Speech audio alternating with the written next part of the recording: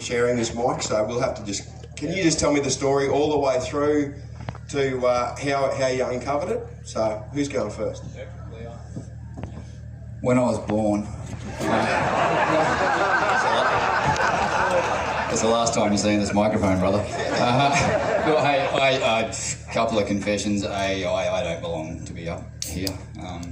I've learnt more about metal detecting in the last 24 hours than I have in the last 12 months. Quite sincerely, I've met some real characters up here, and frankly, that's all to do with that big bearded fella across there, and frankly, I have beard inadequacy for the first time in my life. It feels like a ZZ Top meets the Wiggles concert. Lots of kids and lots of big beards, but one thing I do know, I'm from a tiny town in Western Australia, about as far away from UMOB as you can physically get in the country. We're from Shark Bay, and we're right on the most western edge. And it's a tiny community, there's only 800 of us, and you get a little bit burnt out sometimes organising events and that sort of thing, and I don't want to speak out of turn, but I know it takes a big toll on your family as well, because the poor buggers, they don't see you for a month or two in the lead up to this. So I know we've already done it once or twice, but I really would just like to put your hands together for Cleggy just once more, because this has been a bloody masterpiece, Cleggy. Good on you, mate. Yeah, no, thank you. Yeah, right, so look, we make television, that's what we do.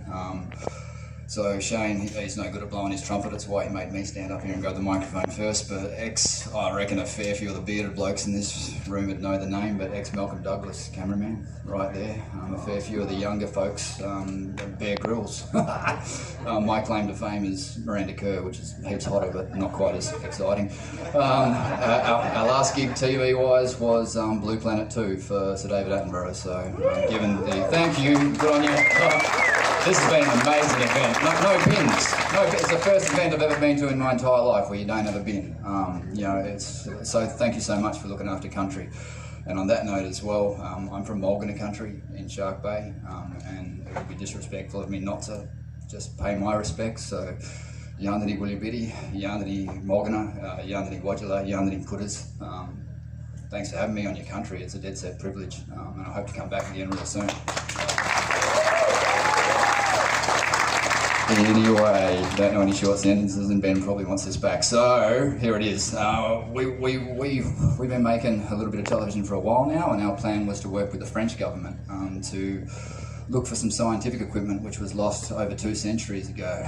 And so we'd never picked up a metal detector until about 12 months ago, and it wasn't this man, it was the other man who's doing the DVD of this event, which will be a cracking DVD, buy it. But he asked me what is the best metal detector to buy, and I know that we've got a lot of sponsors looking at me right now nervously, but my honest answer, and straight from the heart, it's your first one. You know, we didn't buy expensive detectors 12 months ago. We just bought the only detectors we could get our hands on 1,000 kilometres away from the most isolated capital city in Australia, and it introduced us to UMOB. And honestly, that's been a dead set privilege. So essentially, yeah, we got relatively simple detectors, and we went out looking for some French stuff, and after picking up our 475th ring pull and beer can, we stumbled upon this, potentially something that could maybe rewrite Australian history, and that's the journey that we're on right now. So we're kicking off a whole bunch of TV shows probably in the next sort of month or so. That's called the Aussie Metal Detectives. I wanted to call it Sand Gropers, but apparently, no. Thank you, yeah. No one gets that apparently, the world of Kardashians, you bastards, but anyway. Aussie Metal Detectives, and what it's about you. It's about your yarns. The last 24 hours, we've just heard some of the most amazing Australian yarns I've ever bloody heard in my life. Dead set, and I don't know any short sentences, and I'd like to draw a long bow, but there's some artefacts out there that are dead set amazing, and they are linked to this country that we belong to, that we all love so much. And that's what this is about. There's enough people out there trying to make themselves famous. We're not remotely interested in that. I'd rather be behind the camera than in front of it. Shane's forced me into this bloody position. But what we'd really like to do is get you guys on camera. We'd like to tell your stories. If we can, it would be after meeting you this weekend, a dead set honour and a privilege. So, Finn Films is what we're called, Finn, named after the runner-up world champion. Nice work, Finn. That's Shane's son. We're amazingly proud. And yeah, look, that's it. I'll hold this thing all night because I love it. So I'm just going to pass it on to Shane. But if you get a chance, Finn Films on Facebook, if you do have any yarns, or come up to us tonight. There's a full bottle of rum in Mieski. I'd love to share it with you. But anyway, the glory, the moment belongs to this man. This man is the man that found the baby Buddha.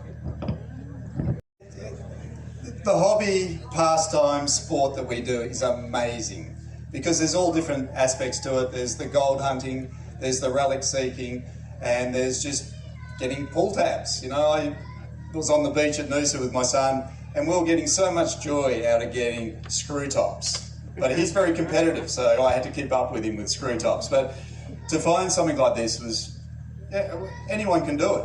You know, like Leon said, we didn't have an expensive detector.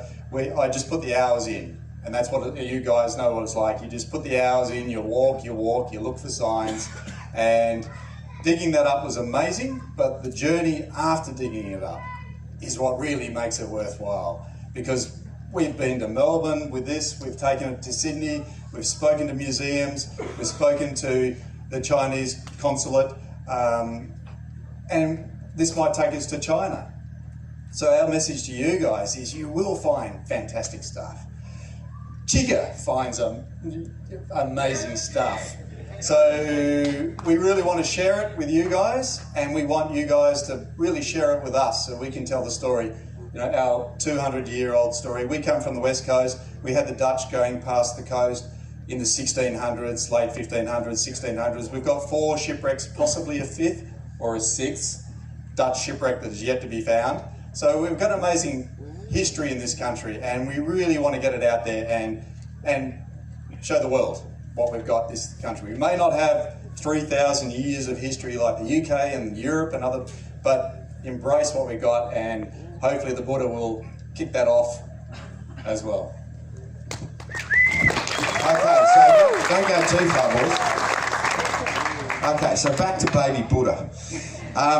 So I asked you a little bit about dating, age, and the provenance and what you've gone through the provenance of it.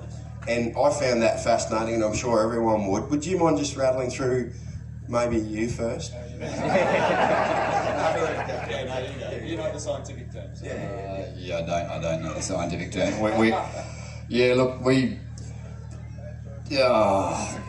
fair enough. You come up here. This is terrifying. I hate this stuff. We copped a lot of flack. You know, we make TV, and I'll be the first to admit we record everything we do, and what we were trying to do was be as professional as possible when you're digging stuff up, which is how you don't bring a bad name on our hobby, you know? So we were recording when this was happening. We were getting ready for a TV show. I don't expect everyone to roll cameras every time they dig up a ring pool, but when you're in sensitive areas, and we were in a sensitive, completely legal area, do your homework. But we rolled on that, and when we finally released that video, social media is nasty. I don't know if you noticed that or not, but it's there's a lot of angry people out there, and the default setting appears to be outrage. So the Australian newspaper led with the headline, "Discovery of Baby Buddha rekindles Chinese bragging rights to Australian sovereignty." Yeah, funny if you're not us guys. Our inbox was full of some pretty hectic stuff. Like we were called traitors. You know, I love my country. We were called communists. Yeah, let's not go into politics. It's a bit early in the evening. Ask me after the rum. But the point being, if we were to actually have some sort of comeback with those fellas, then we needed to get the best scientist in the country. And luckily enough, that scientist also thought we were frauds. So a good mate of ours, Bob Shepherd, is one of the champion metal detectors in our neck of the woods, Western Australia, who got sick of the politics and got sick of people being cranky at him for metal detecting. So went and joined him. He went out and got an archaeology degree. He then spoke up for us in a real quiet room at the time. There were a lot of people casting mud, and and Bob wasn't one of them. So Bob put us in contact with an Order of Australia winner, 38 years as the managing director of the West Australian Museum, and his specialty, Dr. McLeod, apart from cups of tea and bow ties. I don't know if you guys have seen Back to the Future, but picture that scientist, pretty much that guy. The hair, everything. He had a look at it for us, and he had a look at it because he was going to prove us wrong. He was going to prove that we were being set up, that we had planted this thing, and that we were frauds, that we were fakes. And from across the room, like, he spent 2 hours offering us chamomile and patchouli flavoured teas and that sort of thing. And when we finally got through the small talk, we opened the box, and from across the room, he was like, "That's not it. That's not it. That's not the same Buddha." He came across, and for the next 3.5 hours, he had that under his microscope and was just amazed. And I won't bore you to tears, I'll get to it quickly, but essentially, he's an expert in rust. So it's impossible to tell how old metal is. That thing that, you can tell where gold comes from, because the Gold Squad tells you that you can tell where gold comes from, is a lie. Okay, it's spread by the Gold Squad. And the reason being, if you got gold to melt down and you pop a penny in it, not that I'm suggesting you do that, anyone get permission to go on your leases, you mongrels, it's immediately changed it massively. So you can't actually tell where metal comes from. What you can tell, however, is how long it's been in the ground. Rust is a science. So what he's been able to tell us, he specialises in Egyptian bronzes. And when a bronze like this is a 1 kilo, 6 inch, covered in 24 karat gold, applied with a pick bristle brush, melted down in mercury. We learned heaps that up. Wow. He basically said to us that the Egyptian bronzes that he studied before, when it's buried for a length of time, the silica sands and little grains of beach sand, they form a chemical reaction with the actual metal that's on the surface of the object, and they'll actually bond the copper or whatever is in that metal into the sand. So the Egyptian bronzes that he has found had copper silicates going for 3 grains of sand. Those Egyptian bronzes were 3,000 years old. We have a 10-page report explaining that the grains of sand on that one go for 1.5 grains of sand. Doesn't mean it's 1,500 years old, but what it means is we didn't bloody bury it. So all you mongrels that put those comments down, you all owe me a beer tonight, just quietly.